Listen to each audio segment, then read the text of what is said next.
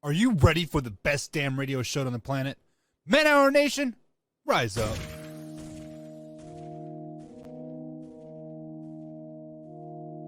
You don't want to be every time, no.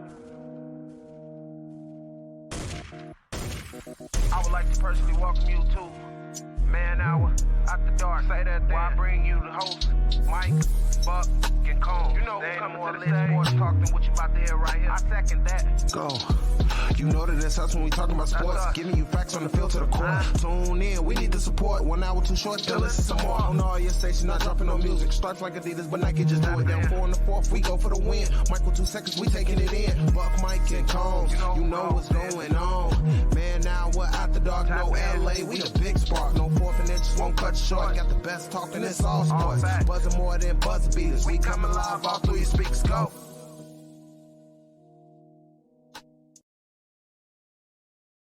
And what is going on, Man Our Nation? It's your boy, BC Brandon Combs, coming to you live on another beautiful Sunday morning here in Chicago. Well, Indiana. Same difference. We're at the Fitz compound again. That's what we do. I'm sitting outside lovely Wrigley Field while my guy Fitz is sitting on the south side of the city. Baseball's coming back. Yeah. Combs, people will come, Ray. I don't know why I always think of Field of Dreams. I once was drunk and I was doing quotes from Rocky IV and Field of Dreams, and I mixed it up. So I was doing the voice of Rocky, doing the lines from Field of Dreams. And there was like 10 people listening to me. I might have been high too at the time, but was it like, yo, Adrian, if you build it, they will come? Yeah, it was something like that. Or the scene where I was doing Rocky's voice. When he does the "if you could change, we could change." Or I was doing the voice of "People Will Come," Ray, in Rocky. It was really bad. I never laughed so hard though afterwards at myself. But anyway, baseball's back. So exciting. Definitely my favorite sport. Yeah, sure. Man, it's back. We've got preseason games starting next week. We've got the World Baseball Classic coming up. We've got all sorts of stuff to look forward to. Yeah. On the south side, though, it seems like you guys are getting geared up to start seeing a woman beater on the mound week after week. Clevenger being allowed to participate in spring is a lot different than him still being on the team to me, because I found out something that I didn't know today. Well, I actually found it out earlier in the week, but what I didn't know was that when there is an ongoing investigation, you cannot release a player. Yeah, I wasn't sure of that. Can't they still DFA him though? No. Okay. So when there's an ongoing investigation, you cannot release or DFA a player because it's called preemptive. It makes sense. That makes sense because they have to do the investigation. The only bad part about this is it's been 7-8 months. But you don't have to allow him to participate in team workouts. You can put him on the shelf for right now and say, look, for conduct right now detrimental to the team, we believe it'd be better if you are not with her. I mean, you and I both have a wife. We both have kids. Yeah. How would you feel if you're on a team and you had a guy like this in your clubhouse? Yeah, that'd be tough. I mean, it'd be tough on the team too. I don't think they're handling it correctly. I don't know if 25 teams probably in the league have him in spring training though, because that's just how it goes. I mean, he doesn't have you're right. He doesn't have to participate in spring training. They could have told him no. I think there's another element to this, the $12 million element, which is too bad because the team is making money. They're definitely turning a profit. They've had over 2 million people in that stadium every year for a while now. Maybe not the COVID year, obviously not the COVID year, but the last 3 out of 4 seasons. Yeah. So. Yeah. And I don't know how because it's not like Clevenger was on the team last year, right? Like it's not like he was a part of this clubhouse and he got close with the guys and he's got really good friends inside of this clubhouse, right? Like this is a guy who is brand new to the team, brand new to the clubhouse, brand new to the roster. And now you're coming in and you were one of their big free agent signings this offseason. And you're going to come in and you're going to try to mesh with this pitching staff. If I am on this team, this guy is not welcome. He's not welcome in the clubhouse. He's not welcome on the field. He's not welcome anywhere because we know what we've heard. We know what we've seen. We know what we've gotten in regards to what he has shown, what his past is, what you heard Rick Hahn talk this week. You heard Rick Hahn talk about, we don't take past character into account. There's no way for us to have known that this investigation was going on. That's a load of shit. There is no way that a multi-billion-dollar corporation does not know who they are getting in bed with, does not know who they are hiring. We have background checks for low-level blue-collar workers. You're telling me you don't have that in Major League Baseball? Yeah, you pretty much have to have it. I mean, I just don't know who they could talk to with relatives, stuff like that. They said that there was maturity issues, and that's kind of troubling when the guy's 32. And I think he was referencing Bobby Jenks and Przezinski. Bobby Jenks was 23 years old when they picked him up. Yeah. Przezinski, I think, was 27, 28 at the time. Yeah. They did help him. They did win a World Series with those two guys. Good morning, Johnny Torres. Our guy, Johnny Torres, chiming in. Southside Bags. Make sure you check them out. Southside Bags on Facebook. They do sponsor the show. He gets us great interviews week after week. This week's interview kind of fell through a little bit short there, but we're definitely going to get back with it next week. And we've got some really, really good guys coming on. Johnny Torres says, you guys are acting too shy. Are you guys okay? I know you ain't talking. We're gonna let that one slide, John. Yeah, what is that? I started the show with a drunk story. How is that being shy? You want me to take my shirt off? And now we're talking about a child abuser and how he's not welcome on the team. Like I don't know how much hotter you want us to go, but I mean we're gonna get there for sure. We're gonna talk about some other stuff. And to get back to that, I mean, I'm hearing at least some people are saying that they overpaid for him anyway, that they wanted him, that they went and grabbed him, that they were enthusiastically going after him, even though that there was they knew that there was going to be some risk to the pickup. There's some form here of the same thing that you just went through with Tony La Russa, right? Like, we know we have problems here, but this was our guy who we really wanted to succeed. This is our guy who we went out and got, right? This is our guy who the owner was like, no, I don't care who you want. This is who I'm hiring. Yeah. And you're kind of getting that now from Rick Hahn. Look, this was my guy. This was my guy I went out and got, and I'm not shying away from him. Yeah. You've got to get away from this guy. Not only for your team, but for your fan base. Like, how can... If you go, say you get tickets to go watch the Sox at whatever the name of their park is now, guaranteed rate. I'll always call it Comiskey. You get tickets to go down there with your wife and son, and then you find out that Clevenger is on the mound. Are you still going? No, probably not. I mean, there was a funny story, like Freddie Garcia, the old pitcher for the Sox. He used to work so slowly. He'd walk around the mound, he'd look around, and somehow every time I went to a game, he'd be pitching. Like, I'd forget who was pitching that day, and it'd be like a 3.5, 4 hour game when it didn't need to be. Like, this is similar. G-spot field is what they call it now, according to Johnny. Come on. It looks good though. Looks better than Wrigley, your background. Although it's a beautiful day in Wrigley. Yeah. Look at those clouds. I see we've got a bunch of people watching right now. If you guys are watching on the Facebook, you can't find us on YouTube. We are on a different link right now, but if you click on the YouTube link, make sure you click like, share, and subscribe on the YouTube link. It helps us out tremendously. We can change the name of the YouTube once we hit that 100 subscriber mark on the YouTube page, so that we can actually have a full handle. But we do need to get there here on the Chicago Man Hour page. We're there, large and in charge on the regular Man Hour page, but we just need to get there on the Chicago page, which we will. It's going to take a little bit of time to get there, but we've got people. So Johnny, head over to the YouTube page. Make sure you like, share, and subscribe on that one, and make sure you let the people at Southside Bags know to come like, share, and subscribe as well. We're gonna get that going. We got Bourbon Street coming up too. I'm so excited for that. The draft. Whew. It's going to be a lot of fun. I finalized some details with them this week. There is going to be some food and drink specials. It's going to be exciting, man.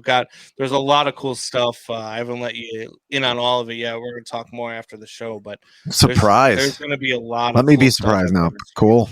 Yeah, I'm looking forward to it. I mean, I'm looking forward to seeing the Bears trade Justin Fields to Carolina Panthers. I don't understand that. You get Bryce Young, and then you get a 9th pick in the. I don't get it. Like, you're not the ultimate Bears move, but I can't imagine they're going to do that. We're gonna talk about that in a little bit, but we talked about the bad about the White Sox. Now let's talk about some good. Yeah. Liam Hendricks shows up yesterday. I mean, did a bullpen session too. Yeah, and the pitching coach is damn near in tears talking about him, but he gives the team like this sense of excitement, according to all the players and all the coaches. Is he going to be that push for them all year? Like, is this a story? Like, we just talked about Liam Hendricks. Is this the thing that the Sox can hide Mike Clevenger behind? Is Liam Hendricks? Yeah, maybe. I mean, it is. The guy is a great guy. He's a great interview too. He's always he always tells the truth, especially last year when he was kind of hinting at the fact that nobody likes Tony La Russa, and he didn't really hint at it. He basically said it when Miguel Cairo took over. He just said what everybody already knew. Yes, exactly.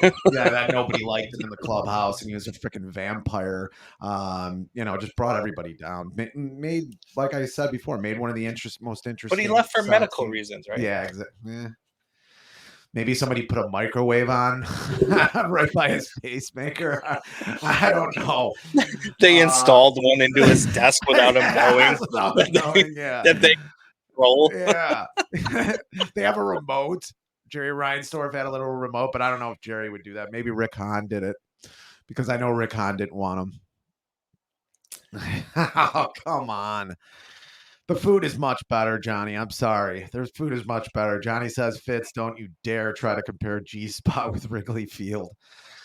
Food's better. We have more bars inside the stadium. I know you guys got us beat outside, but yeah, no, I think Liam Hendricks, I was looking forward to him having another good year. Throws a lot of strikes, man. I just like him a lot. I do. So posted the link for the YouTube. Johnny said he could not find the YouTube link. For the love of God, post it on here, please. So I just posted it so that everybody can see it. They can see the link, copy, paste, put it in your browser. It's on my Facebook page too. Subscribe. Yep, I have it on my Facebook as well. So guys, make sure you guys get in there, like, share, and subscribe. Look, it doesn't. We don't. We don't charge. We don't charge for appearances. We don't charge for autographs. We don't charge for our show. It's absolutely free. But it does not cost you anything to like, share, and subscribe, and it helps us out tremendously. So please, when you get a chance, do so. But no, Liam Hendricks, I think it's going to be just like, I don't want to compare it to that, but it's going to be like when a team loses a player, right? Like you see the jerseys hanging up in the dugout, and you see their photos or whatever the case is, and it just gives that team that little push. It's going to be Liam Hendricks all year long. And if I'm Liam, and I know he's going through a tough battle right now, but if this team starts to get into a slump, all he's really got to do is show up at the ballpark, right? Because that is going to be a boost for a team that is down. You know what I mean? And Johnny says, "Can you sign my shot glass?" Already thinking about alcohol at 10:15 in the morning. Yeah. I mean, look, You gotta like Johnny. had an impromptu tournament last night at Shooter, so I'm sure. Oh, he they got did. as many shots as he could have. Yeah, I was gonna go, but I promised the mother-in-law that I would take her to bingo. Wow. So instead of throwing bags last night, I fulfilled my son-in-law duties and I took my I mother-in-law. would have liked to be a fly on the wall to see you. It was interesting, bingo. dude. Lots of old women. Lots of old people. Period. Lots of people dressed in muumuus or lots of complaining, lots of nagging about how hot it was, how fast they were calling out the numbers, all this other stuff. But it was fun. I mean, look, she had a good time, and that's all that matters. Every once in a while, we gotta get her out. I'm taking her to casino next week. We should have you should have taken some video there. We could have played it. Bingo's a sport, isn't it? It is when you buy multiple cards, man. You should see some of these old ladies. They're gonna tear a rotator cuff. Like this whole table, she had like the whole table was covered with cards, Yeah. and they would call on one number, and she'd be like, and I'm like, what are you doing? You're gonna have a stroke. Yeah. Like seriously, it was insane. They're gonna need Tommy John surgery, maybe. Yeah. But I could not make it out to Bags last night, but I heard it was a good time. That they had a bunch of good shooters out there last night, as usual with Southside Bags. So, but look, Liam Hendricks, I think, is going to be a push for them all season long. Is it a possibility he plays? I haven't followed. I mean, Scott Radinsky a long time ago was a decent relief pitcher for the Sox. Had cancer, and I think he missed a couple years. Treatments have changed. They have that immune therapy. I'm not a doctor. What kind of cancer does he have again? Lymphoma. Okay, Hodgkin's lymphoma. I'm almost 100% sure. I'll look up. That's a tough one. It's not one that is easy to come back from, and he's got a long road ahead of him. I know that the treatments for Hodgkin lymphoma are really, really intense. Non-Hodgkin's lymphoma. It's not like the testicular cancer or the thyroid cancer. Where you could just have surgery and have it removed. Take a nut off. Yeah, it's an intense one. So yeah, I feel bad for the guy. Like I said, I like him. He's one of my favorite players on the Sox. And people say stuff because he does get hit around a lot, but he's got the balls to pitch a lot of strikes, man. When his slider is breaking, the fastball's a little flat. That's why it gets hit a lot. He's got to spot it. He's got to have location on that fastball, or he just gets like he did in that Field of Dreams game, which I was going to mention. He was probably the coolest sound interview at that Field of Dreams game. Like he was just excited, and what is with the Australians who just love America? Yeah. Like they all love America. I like it, but because I love America, but maybe after Fitz gibberish, you might think different, but yeah. So, look, when it comes to Australia, and there's going to be, I just heard there's going to be a preseason hockey game next year played in Australia. So there's a lot of, what's funny is that when I coached on a junior college team, our goalie, who was one of the most phenomenal goalies I've ever seen, he was from Australia. Really? And I said, how do you start playing hockey in Australia? Really? He's like, a lot of travel. Yeah, that's true, man. Wow. Yeah.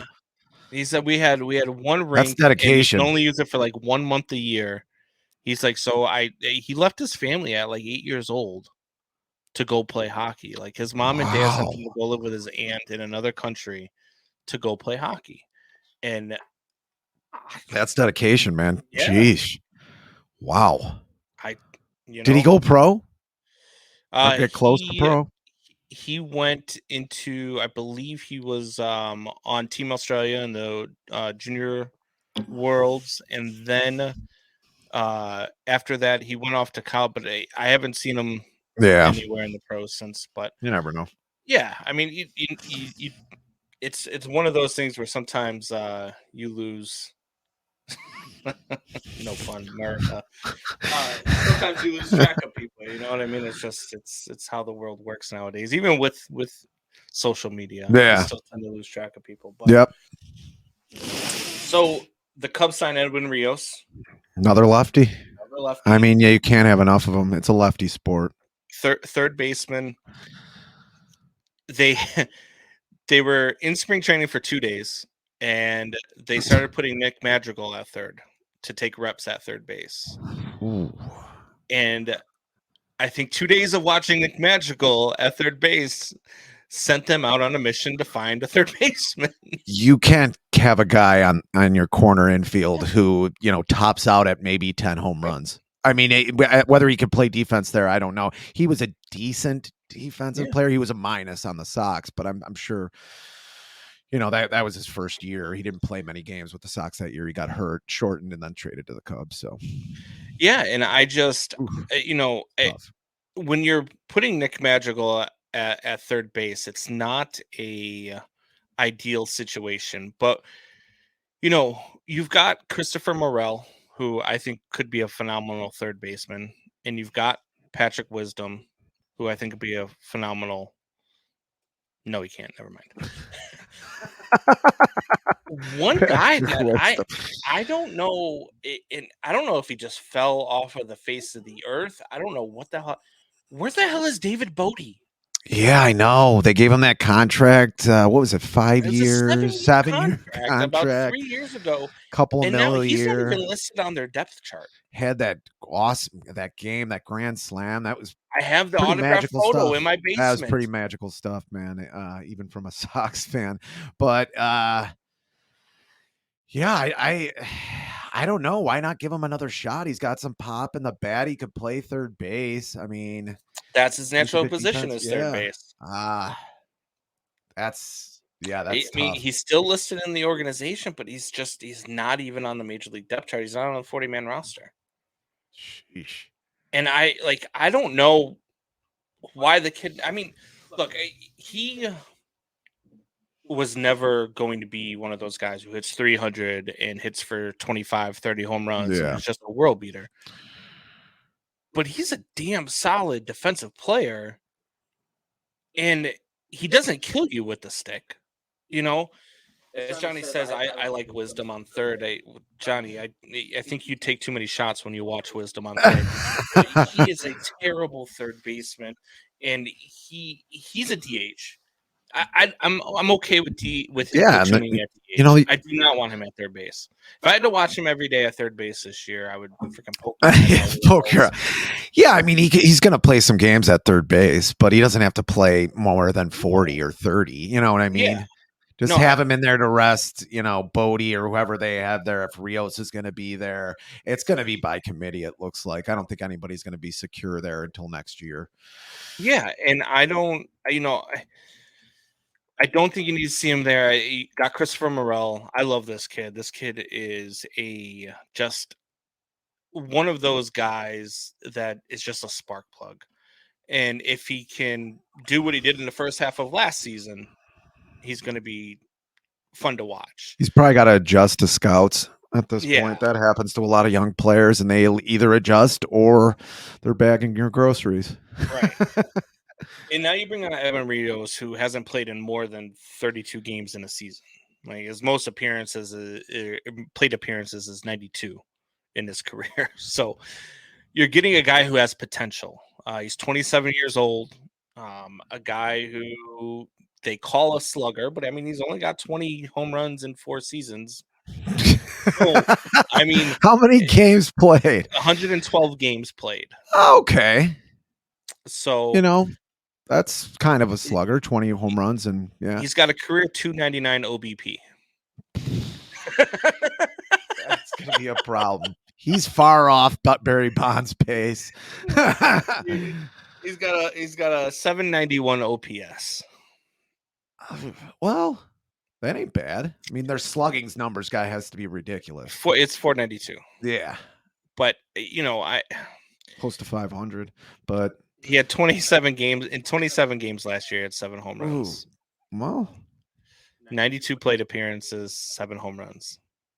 Wow. So Is third base going to be a problem for the Cubs all year? There's just going to be a platoon. It probably it's going to be a is. platoon position. Maybe you'll get lucky. I mean, you're a year or two away. I think you've said that before. Maybe even 2 years away, which is fine. But I mean, they're still going to be win the competitive division this year. I mean, it's not a great They're going division. to be there. Milwaukee has like a bipolar GM. It's just that St. Louis team. That could be trouble, especially if they get on a run. They get some good pitching. And I know that's a lot of ifs, or they could fall flat on their face. I mean, half the team could get hurt, I was so excited last night because I purchased tickets for the first time the Cardinals come to town behind home plate. Giddy like a school. It's a night game. And it'll be Wilson Contreras' first game back in a Cardinals uniform. So I will stand and I will cheer as he takes to the plate the first time. And then every pitch after that for the next 5 years, I believe his contract is, I will boo the shit out of him. Could you imagine if he just explodes? He wins the MVP and they win the World Series. God, don't even get me started on how many years of good catching has St. Louis had? I mean, it's going to be like 25 years when he's done, 25, 30 That's years. What boggles my mind, and I've said it before about the Wilson Contreras thing. The Cubs, for whatever reason, did not want to bring Wilson Contreras back on any sort of deal. But the Cardinals, who very rarely miss on players, chose Wilson Contreras to take over for their Hall of Fame catcher of like 20 plus years. Yeah. One of the best catchers of all time in my mind. Yeah, I would agree. Yeah.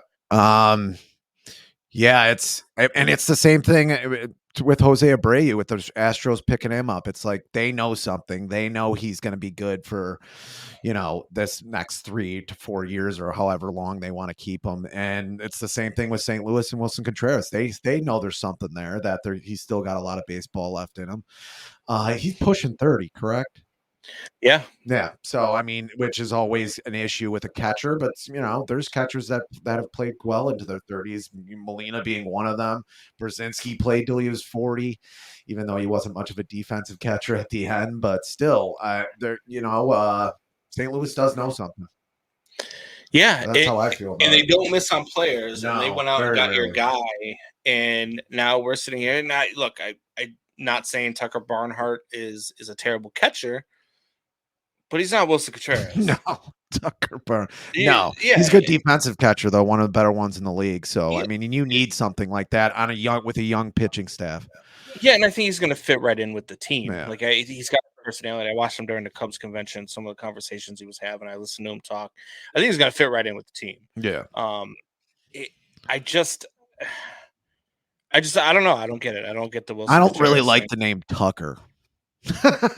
Either. Yeah, but I mean, that's probably why they're trying out a lot of guys at third base too. They want to have a decent defense for that young pitching staff. That's the worst thing you could do with a young pitching staff is have a bad defense behind them. Yeah. It can mess up an entire game. One error can for a young guy. They lose their concentration quickly. And you got not Liam Hendricks, Kyle Hendricks pitching for you, who pitches to contact. He's going to try to pitch probably 25, 30 games this year. Try to get in 200 innings. I don't know if you're going to get that from him, but still, I mean, that's a lot of innings you have for a contact pitcher. If you get 150 innings out of him, you're happy, right? Happy. That's the thing with the Cubs rotation is that there's they don't have a number one. They might not have a number two, but they got a bunch of number threes. Yeah. I can see them competing in this division. I really could. I just think that they might be one of those teams that at the deadline goes out and finds a third baseman who's the best third baseman on the market that you can get. Yeah. After being competitive. Yeah. It's going to be interesting to watch. I think Christopher Morel ultimately will win that job over there, though. I mean, he's solid. Edwin Rios, I think, will be a platoon player, and tough righties. Morel a night off here and there. But yeah, I don't. Contreras was voted as a starter in the MLB All-Star Game in 18, 19, and 22. He signed with the Cardinals as a free agent after the 22 season. Yeah, I mean, what did you copy and paste off of Wikipedia? What are you talking about here? I like Johnny is. I think he did. He copied and pasted. It's an Eduardo Contreras born May 8th. He's 31. Or going to be 31 in May. Yeah. Venezuela, a lot of good players. Catcher for the St. Louis Cardinals. I don't know why I'm thinking this, but does a pitching staff, at least for me in the NL, do you judge a pitching to staff different because there's a DH in the NL now? Because you could get away with a pitching staff that had a bunch of threes and maybe a two and still make the playoffs. Can you still do that now? Can you still win 85 to 90 Yeah, games? but you can't win in the postseason. Yeah, no, you can't. No, if you don't have a dominant 1-2, no. There's you can't even compete. Like you can't compete with teams like the New York Mets right now with that pitching staff that they have. No, you can't compete with the Padres. Padres. Mhm. Like those three teams right there have dominant 1-2-3s. Mhm. Like I mean, they've got three number ones in their 1-2-3, and you've got three number threes. Phillies even have a decent staff, not great, too, yeah. but above average for sure. And they've got a solid bullpen. Mm-hmm. So I don't. The Cubs are not a threat in the NL. They're a threat in the NL Central, but they're not a threat once they get into the playoffs right now. Like you don't know what moves they go and make during the season, what moves they make prior to the deadline. I would have liked to have seen them get a frontline starter. Are the Cubs a threat if they have Dylan Cease?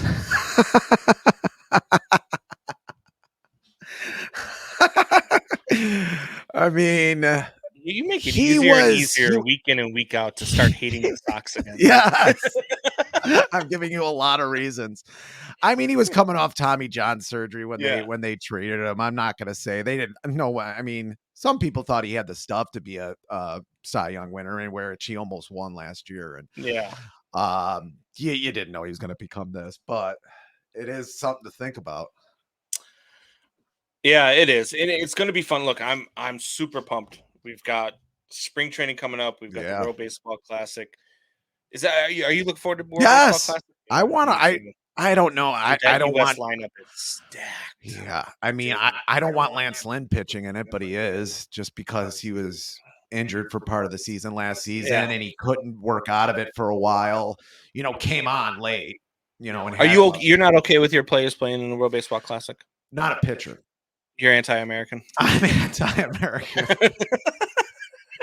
You don't want the U.S. to perform well. I support the Taliban. I follow the Taliban on Twitter. Okay. The Taliban you took has that to a whole nother level. That went from 0 to 60 really quick. I know. I just learned this though. The Taliban has a blue check mark on Twitter. I don't know why I'm saying that right now, but they do. Do they really? They do. Yes, it's ridiculous. But anyway, I digress as usual. Yeah, no, I just don't want my pitcher pitching in there. I mean, they so you're okay with TA, even though he was out for half the season last year? I am. Yeah. And you know what? I'm excited to see him make the case to me that it's just spring training, that they're going to be doing this anyway. But I don't think Lance Lynn or Tim Anderson can go 80% on the field or 90% or watch their health. I think they're going to go 100%. But watching Tim Anderson on the field is going to be a lot like watching Javi Baez and Yadi Molina a couple years back, right? When they were playing for Puerto Rico. That was great, so man. much fun to watch. They kept flipping their bats, and it was so fun. That's what baseball should look like. Yadi threw out a runner at second, and before he even caught the ball, Baez was pointing at him and cheering already before he even tagged out. Yes, that was a great stuff that I love, baseball class, and that's how baseball should be. Actually, they kind of showed like this is how baseball is in the Dominican Republic or Venezuela or they do have that winter league in the Dominican Republic. That must be fun. I don't think I haven't seen a broadcast of one, but I would like to watch a game of that. Yeah, I love the World Baseball Classic. I go on. I mean, my TV always stays on sports networks, but I'll watch MLB Network all season long, all year long. And I was watching the other day, and they had like classic games on and stuff, and they had like the 2013 or 2012. I'll say which one was it? It was the Rangers and the Cardinals, and it was like back and forth for like 15 innings or something like that. It was just so much fun. It was a ton of fun to watch. Cardinals ended up coming back and winning game 6 and 7. That was tough to see again, but it was such a great series. Yeah. I didn't really care, but we started a segment last week, Fitz Gibberish. Oh God, here we go. Want to get back into it again? Yeah, let's get back into it again. Let's do it. All right. Welcome to another installment of Fitz Gibberish, the weekly spot of bad language and worse sports thoughts. Around a diatribe, a tangent, a sidebar, an island, and authority, sometimes inaccurate sports thought. So I'm titling these now, I guess. Super Bowl hangover. The NFL is basketball with traveling, or I'm just pissed about betting on the under. As I sat there, I told you. As I sat there watching the Super Bowl last Sunday, while slowly turning my liver into limestone, something occurred to me. It's something most of us in my age range have noticed. Many people try to ignore. Some think it's needed. But if we're all being honest, it's bullshit. Yes, my friends, the NFL is basketball with traveling. At 5:30 p.m. Central on Sunday, when both teams got ready to play, Philadelphia had the best defense in the league, and it wasn't even really close. Number one in many of the categories that counted, including passing yards allowed. One reason was they had the most sacks in a season since the 85 Bears. The Chiefs had probably the best defense in years for them. They don't try to play defense, but they had the second most sacks, and they were solidly in the top 10. Final score, though, 38-35 Chiefs. Not far off the scripted score of 37-34, but I digress. And it should have been way higher, less for a penalty by James Bradbury and a slide by Jerick McKinnon. How about that penalty by Bradbury? That decided the Super Bowl. A grab, or barely a grab. Didn't help that every news outlet with a viewer fell all over themselves to say it was a penalty. They even had Bradbury go up there and kiss the ring of Roger Goodell and admit it was a penalty. Look, I don't have to go back to the time of Dick Butkus when you could hit a QB so hard his grandkids had learning disabilities. But like I asked Combs last week, how did we get here? One reason, Goodell would flush his kids down the toilet to protect the NFL. Another is far more disturbing. More disturbing than flushing your kids down the toilet? I wrote this at 2 a.m. on Friday. Anyway, as a people, or at least as a sports people, we are getting less and less daring and more boring every year, it seems. We aren't even vanilla ice cream anymore. We're beige ice cream. Don't think beige is an ice cream flavor. Well, fuck off. It is now. Plus, in some of the off-brand it's called sherbet. Yeah, there is some off-brands that do have ice cream that looks beige. The color of quiet desperation, old, slow, boring sex, mediocrity, too much compromise, and Kirk Cousins' entire career. I get the irony that my skin color is a shade of beige, but isn't that why we risk cancer to get a tan? White is even better than beige because at least it's a canvas. Can you imagine Rembrandt asking for a beige canvas? That was a penalty on Bradbury, but I have missed showers with more thrust. Has one penalty changed the NFL? Has one penalty changed the NFL more than defensive holding being an automatic first down? Is there a position in sports more frustrating than quarterback? It's hard to fault the best defense in the league. The same defense that is number one in passing yards, by the way, for not even being allowed to cover Mama Kelsey. I mean, how many people were open on Sunday? Where did she sit during the game, by the way? Yeah, right next to Goodell. For the uninitiated, unless they make a good, educated guess, or they're playing against a Matt Nagy-led offense, the quarterback does not know what route the receiver is running. On top of that, they can't graze the player without a penalty. Quarterbacks in this league look like Mike Ditka at the beginning of a Cialis commercial. Soft, ineffective, and pleading to be bailed out. Who do you feel more sorry for? Mrs. Ditka or James Bradbury? Mrs. Ditka after Mike Ditka has half a bottle of Cialis. Anyway, roughing the passer, pass interference, illegal contact. How many times are these called for almost no contact at all, or because you pushed Aaron Rodgers? Or do any of us fully understand these judgment calls? Encroachment. Remember when a defensive player could cross the line of scrimmage and get back before they hiked the ball? Not anymore. They don't even know the snap count. What does this do to the game? Well, it drains the damn suspense from it until it's totally predictable. Last team to have the ball wins almost all the time because the refs are trigger happy with flags. Sounds familiar. Yeah, it's called the NBA. After the game, Terry Bradshaw called Andy Reid big guy, asked him to waddle over, and if he wanted a cheeseburger. For all his antics, Terry Bradshaw has had the job at Fox since 1994 because he is vanilla ice cream. He really doesn't do a lot of controversial things. But no, we want beige ice cream. People are calling for his job because he was fat shaming him. This country is as predictable as a wet fart after a night of drinking Budweiser. Which brings me to my next point. If you haven't seen the movie District 9, and it made $210 million, so where have you been? In it, a somewhat morally compromised field agent, and I'm going far off here, by the way, I know that, contracts a mysterious virus when he's sprayed by an alien object. The virus slowly turns him into those aliens who look like giant grasshoppers. Now, you can't tell me Andy Reid wasn't sprayed in a similar way by a walrus. You want to call me a fat shamer?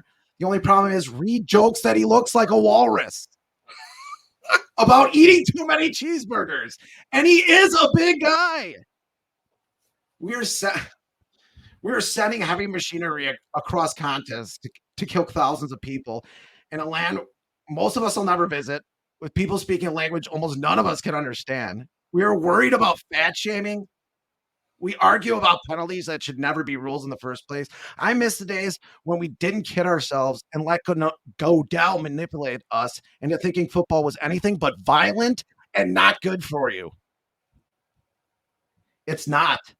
But so what? Neither is living if you're doing it right. Half our ads, shows, music, movies were anthems to just that thinking. Plus, Bradshaw is fat. Obese even.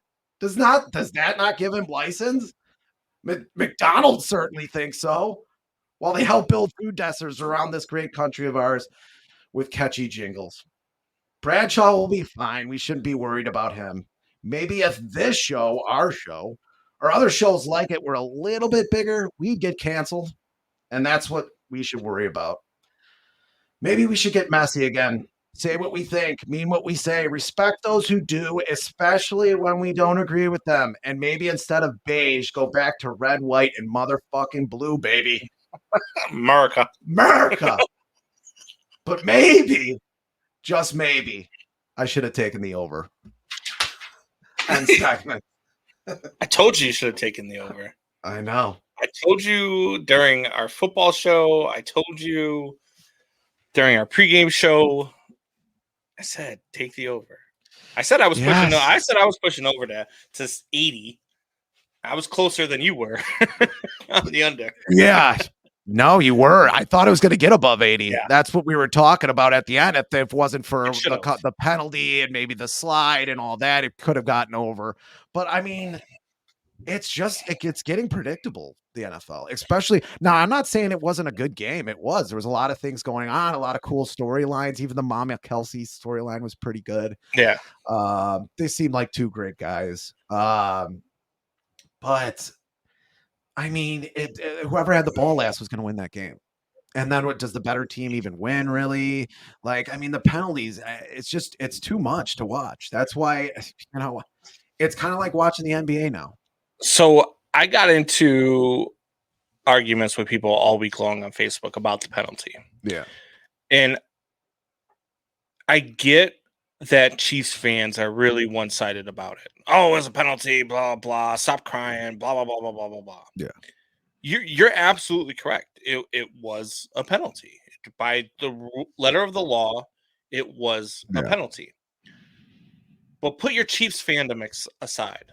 Put your Eagles fandom aside. Yeah. Right, and look at this from a third party. Now, I've been a ref. I've refed hockey all the way up to college. I've refed football. I've umped baseball. And the thing that they teach you all the way up the ranks is consistency, right? Mhm. You set the tone early. If you are making calls early and you are... They were letting them play. Well, go on, but yeah. There are games where heading into them, it might get chippy. So you're going to set a tone early.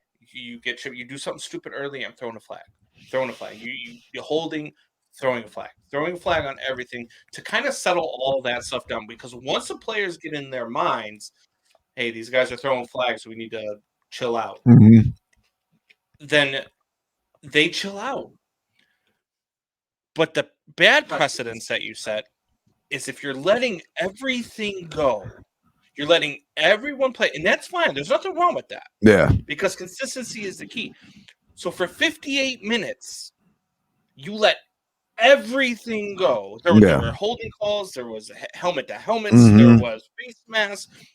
Everything. Hands in the face on one of those plays that wasn't called. Yeah. Jalen Hurts fumble. Yeah. The guy had a freaking hand in his damn face Yeah. mask. And I was okay with all of that stuff because you're letting it all go. Yeah. Okay, cool. I like games like that. You're letting them play. And then you make that call. I don't know, but Juju Smith-Schuster was not getting to that football.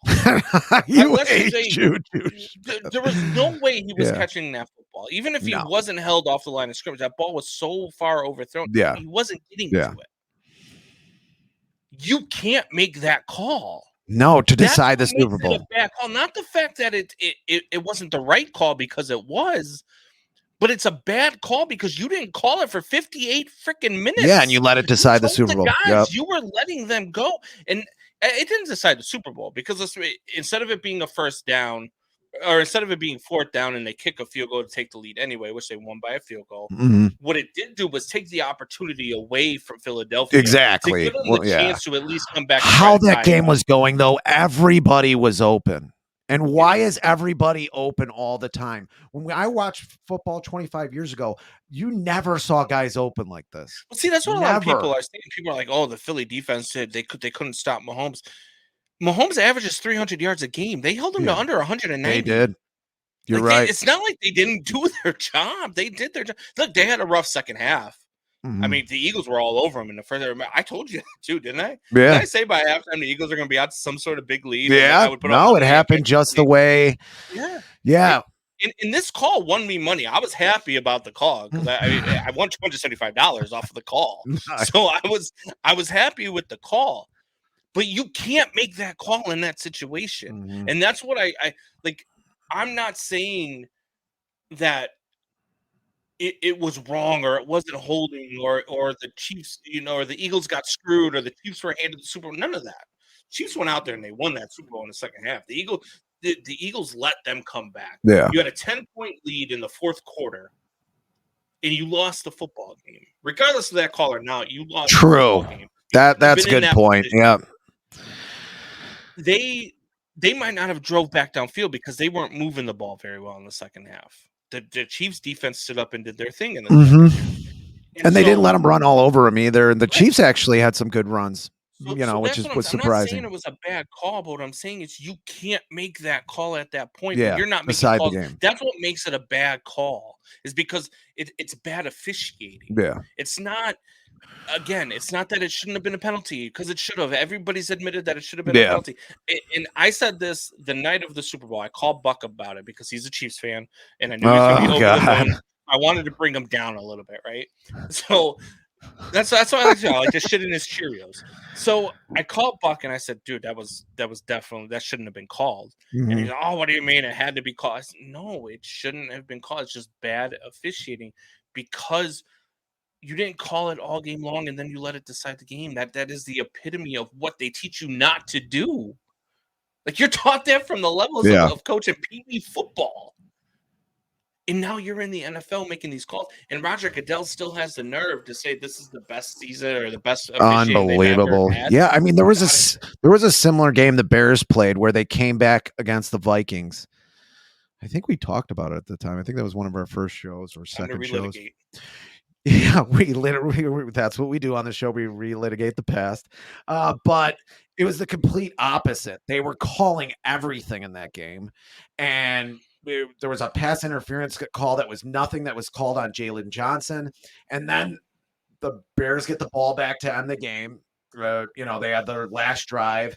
And we never really got to see the drive because Chase Claypool gets basically tackled and there's no call.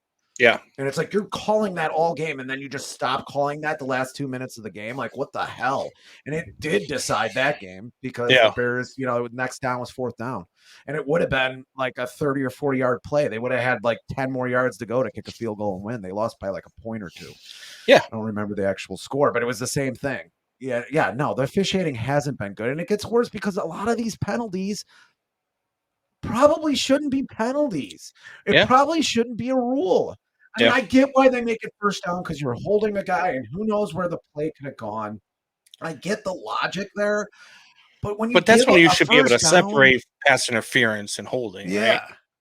It's just like, I mean, it's changed football. That's changed football. Horse collar tackling and roughing the passer has changed football. The way they call those calls. Like maybe, I don't know. I don't know how things change. I just think it's going more into that way to where they just want offense. And it makes the game more predictable. It really does. Yeah. And to me, it's not like this was an aberration year for officials, right?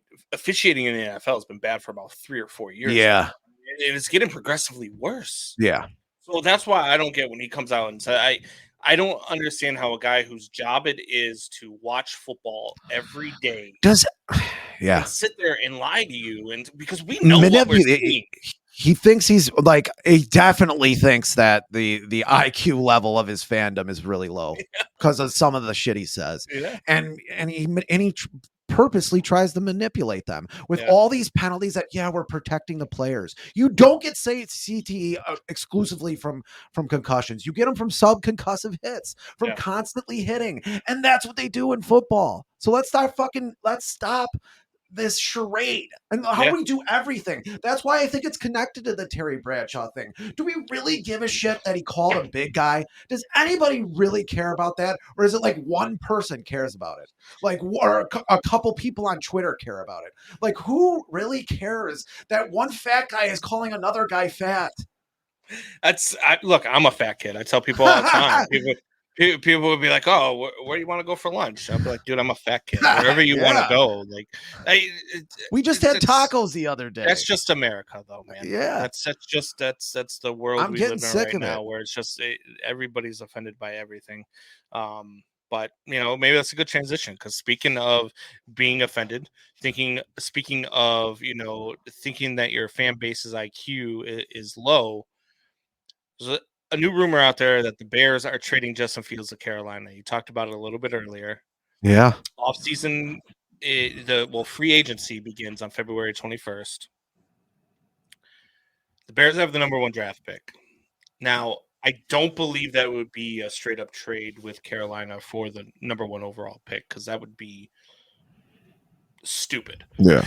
You're going to give Justin Fields and the number 1 overall pick or what are you doing here? So this is all smokescreen, right? I know. Did Virginia McCaskey die yet?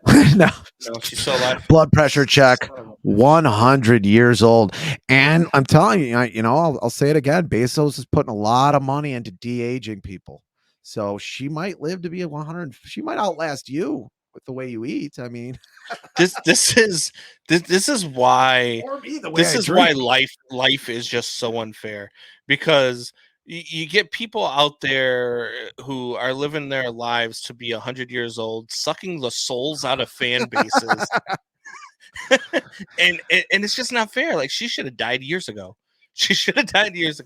But the Bears offseason, this is a new regime. Yeah, right. It is. And I can't imagine.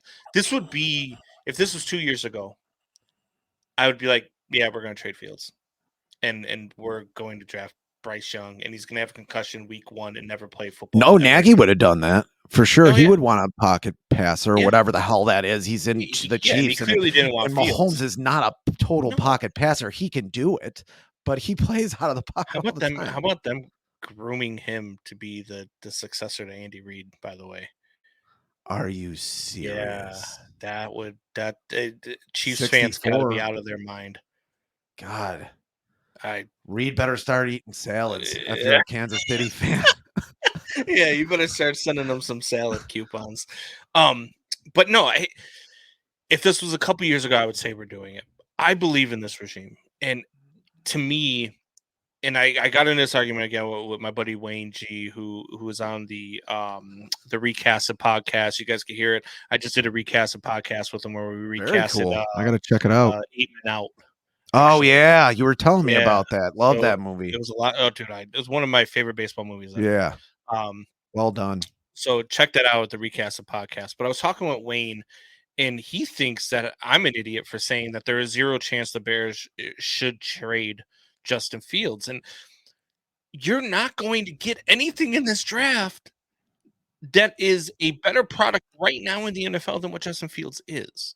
Now, could they turn out to be better, when it's all said and done? Sure, but the things that everybody who wants the Bears to trade Justin Fields right now are saying is the same thing Philadelphia fans were saying last year about Jalen Hurts.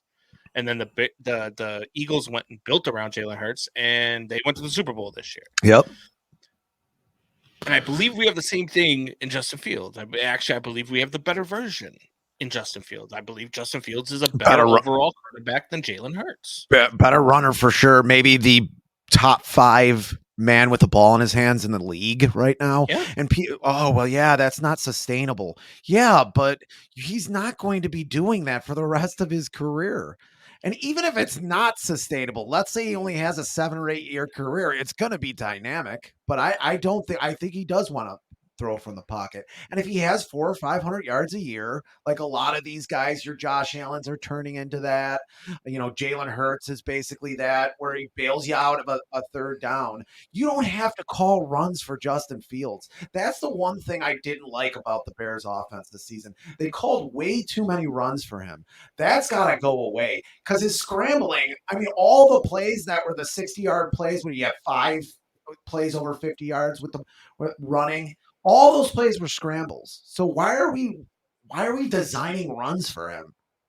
Especially at the goal line too, a couple of times. Now it paid off, but yeah, I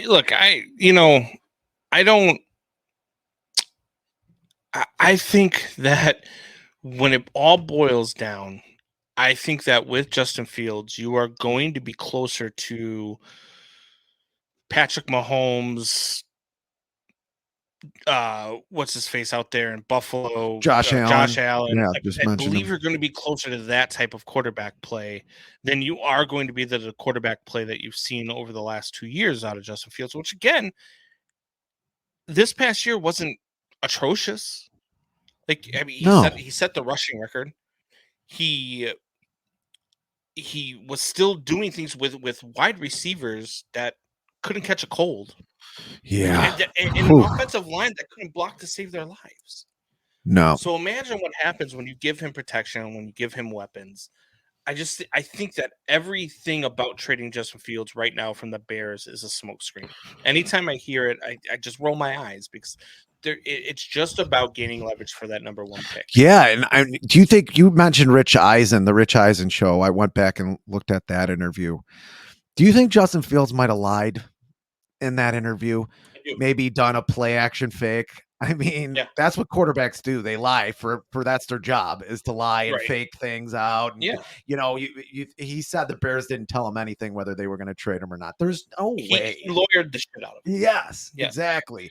And you want that perception to be out there. But what you're going to get the 9th pick in the draft for him? And what was the scenario? And maybe like a 3rd rounder? And so if you're getting first of all, if I'm getting Justin Fields, I'm getting 3 firsts You know what I mean? Like if I'm giving you Justin Fields and you're Carolina, Yeah. you're giving me 3 first-round picks. Yeah, something Plus like a couple that, or at of least seconds 2. and maybe even a third. Yeah. Like you in order to get Justin Fields, you've got to give me the world. And then maybe I'll think about it.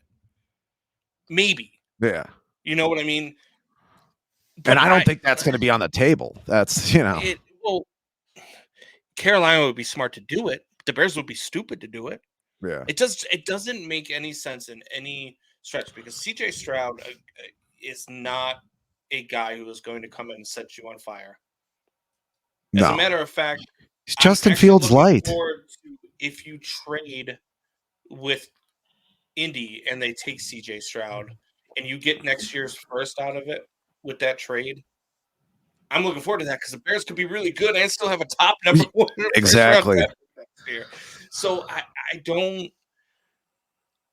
I don't see a scenario where it works out well for the Bears if they do this. And if they do this, man, I don't know if I can hang on as a Bears fan. Yeah, it'd be tough. And I don't see that happening. They're going to build a line for him too. I mean, look at that Chiefs line.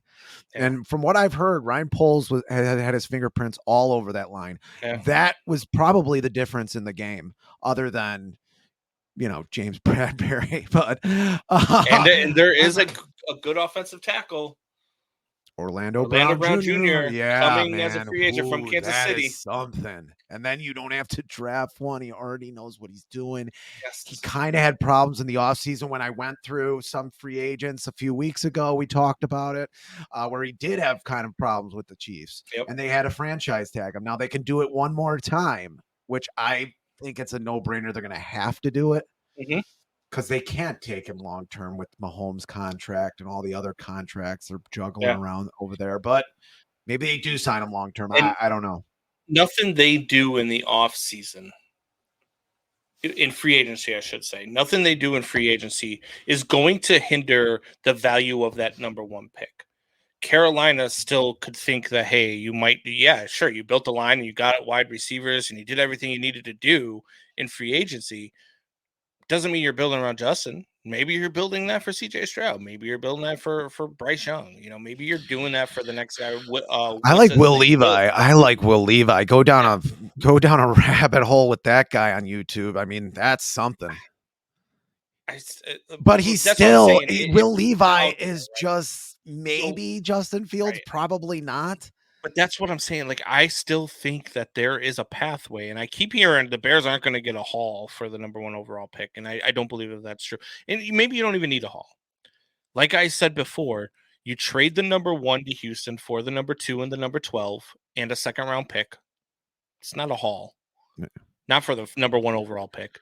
And then you flip number 2 to Indy for number 4, and maybe their early second round, which is not a haul.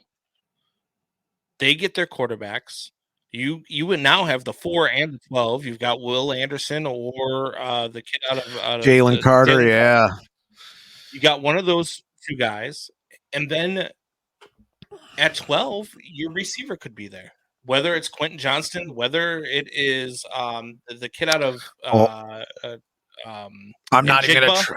I'm not even gonna try to do his name. Yeah, you might Fields even commented that he would like that. Yeah, and that to me is the Bears not getting a haul, but still having a very good draft. Yeah, a very good offseason where you build around Justin Fields, you get him all the tools that he needs to succeed. And you don't have to get a haul back for the number 1 pick. So the more and more they talk about trading Fields is the more and more I believe that we're probably getting closer to that double trade in the first round. Yeah, you get 2 and then you get 4 and 12. That would be great. The only thing is this is a league that is known for collusion. Yeah. And are the teams going to allow the Bears to do that? Are those 2 teams going to come together and be like, don't let them double trade. Like, we can't give them this much stuff, but teams get desperate for a quarterback too. Yeah. Indy's just be like, we'll wait for Indy's Will Levi. GM said he'll move heaven and earth. Thanks for tipping your hand. Heaven and earth to get his quarterback. I can't believe the Colts. Yes, if you go in and you say, yes, we're going to trade with you, where you're going to get one of the quarterbacks. But it's going to be number 2, not number 1, because we're trading number 1 to Houston. They're trading up a spot because we're going to get number 2 and number 12 for them. We'll give you 2 for 4 and your early second round pick. Done. Yeah. We're not asking for the world. We're not even asking for a pick next year. It makes so much sense on so many levels to pull off a trade that allows you to have number 4 and number 12, even though you're putting 2 teams in on it. And it makes sense for both of those teams to make those trades. It makes sense for Houston to move up to get whatever guy they want, whether it's Levi, whether it's Stroud, whether it's Young. It makes sense for them to move up. It makes sense for Indy to make the trade to number 2 to get one of the 2 top quarterbacks that's left, right? Yeah. So it's not a far-fetched idea that the Bears end up with 4, 12, and 3 second-round picks. Oh, man. Yeah, then you can build a line. You can get your wide receiver. Yeah. Or even if you don't get the early second-round pick from Indy, and maybe you get the first-round pick in Quentin Nelson. Yeah, I'd like that. I mean, there's so many scenarios. I mean, I just there's so many people talking about the Bears right now for the first time since 2006. Yeah, it's pretty crazy. And you talk about collusion. I mean, you talk about teams saying, well, maybe Roger Goodell gets in there and be like, hey, look, this would be really good for us if this charter franchise becomes a juggernaut. He'll put his thumb on the scale. Maybe not for the Bears, but I mean, he will. Yeah. This guy, I mean, this league, I should say, not even just this guy, but this league is built around money.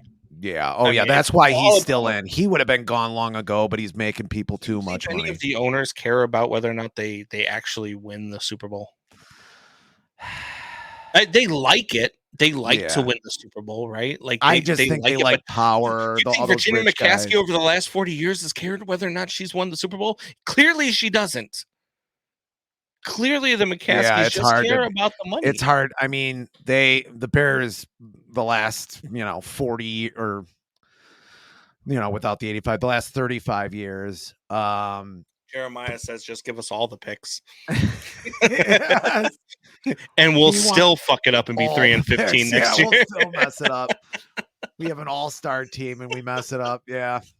I mean, but yeah, the last 35 years, the Bears make the White Sox look like a well-oiled machine. I mean, yeah, it's just been terrible. One bad decision after another. One bad Mark Trestman over Bruce Arians. Are you fucking kidding me? And you take an interview with Bruce Arians and then Matt Nagy, who wasn't even calling plays for that offense, but was given all the credit for that offense for some reason or another, got the job over Eric Bieniemy, who still does not have a head coaching, which is beyond me. Because before, when they were going after Trestman last year, I wanted Bieniemy. That was my number one. That's what I was screaming for on the Man Hour. Was like, we need to go get Bieniemy. We need Eric Bieniemy needs to be the number one target. And I thought with having Ryan Poles, I was like, oh, this is a done deal. Of course he's gonna bring Bieniemy over. And then he went out and I'm like, who? I said, what the hell did we do? Yeah, who is this guy? That's why my dad calls him the Ace Hardware helper or repairman, because he's like a nobody. He looks like a nobody. Jeremiah says he wouldn't do a mock press conference. That's why they lost Arians. Really? That's the first time ever. They wouldn't. He would. Yeah, maybe they wouldn't do or say. He wouldn't say what they wanted him to say. That's interesting. To not have one of the better head coaches in the league because of that. So Ryan Pace. So Chicago Bears. Yeah,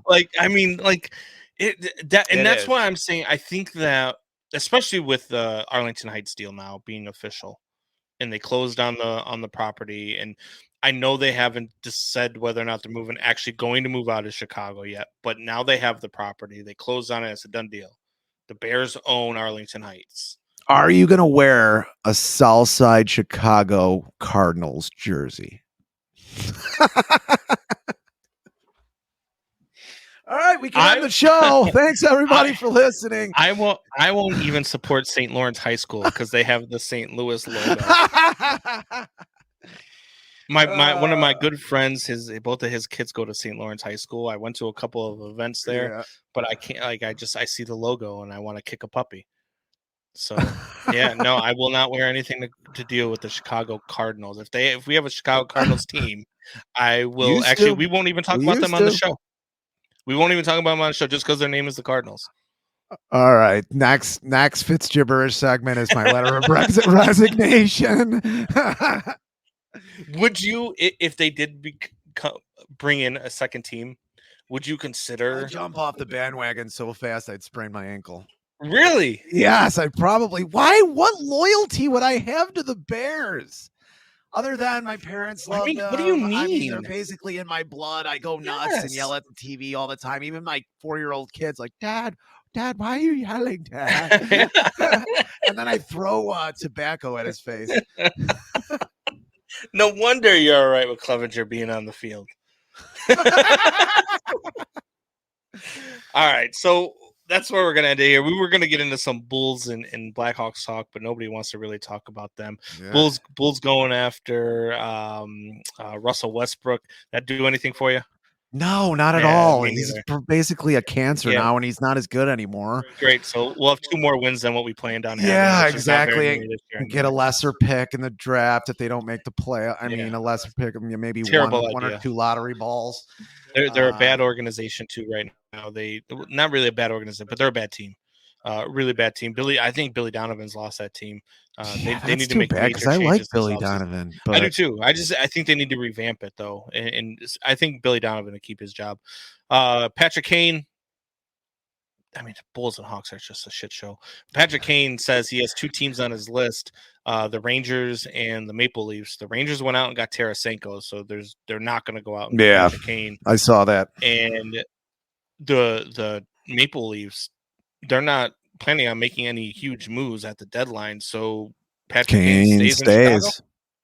Yeah, I think so at this point. I mean, if you're not going to get, what you need, which is draft picks, or young talent at all, then they're just going to, maybe trade him next year, I guess. So Kane and Bedard on the same line next year. Kane and Connor Bedard. Yeah. And if you don't get Connor Bedard, you still got the what's that kid from we're gonna have Johnny Supan on. Leo Carlson. That's the other kid. Yep. Second kid. We're gonna have Johnny Supan. He's actually my brother-in-law, but we're gonna have him on probably in the next couple of weeks. He knows a lot about hockey, coaches hockey right now, played for Michigan State. So good kid. He knows a lot about this. He can break it all down, but no one's gonna listen. I will never forget. My dad used to yell. So we had he would be in the living room, and right there was our front bay window, and the bay window would be open. But Jeremiah used to hang out there, and I'm sure he heard. Yeah, Chris Bonio, the old kicker. Yeah, going nuts. My sister used to turn the corner to come down our block, and there's kids playing all on the block. This is 5 or 6 houses down, and she could hear my dad screaming, "You fucking idiot!" That was my childhood. That's awesome. That's awesome. All right, so Kane is staying. We don't want to see Russell Westbrook. The Sox love woman beaters. Yeah. The Cubs have a new third baseman, and the Bears might trade Justin Fields, but I doubt it. So it's about the gist of the show. That's what we got. About the gist of the show. And we got some names wrong in the middle. And, and the Bears are going to have all the draft picks. Give us all the picks. So, all right, that's the show for this week. Hope you guys enjoyed it. Make sure you guys click on the YouTube channel, click like, share, and subscribe on the YouTube channel. And it helps us out more than you know. Thank you guys for joining the show. Thank you, Jeremiah. David was laughing during your Fitz gibberish segment. Johnny Torres was in the chat today. Thank you guys for joining. Thank you guys for being a part of the show. Oh, yeah. We hope you enjoyed it. Make sure you guys reserve your tables too. Go into Bourbon Street, their website, 115 Bourbon Street. Reserve your tables for April 27th because we will be live for night 1 of the NFL draft, and we are going to have giveaways. We've got a whole bunch of stuff planned for you guys. It's going to be a lot of fun. It's going to be a great night. So make sure that you guys join for that, and we will see you next week.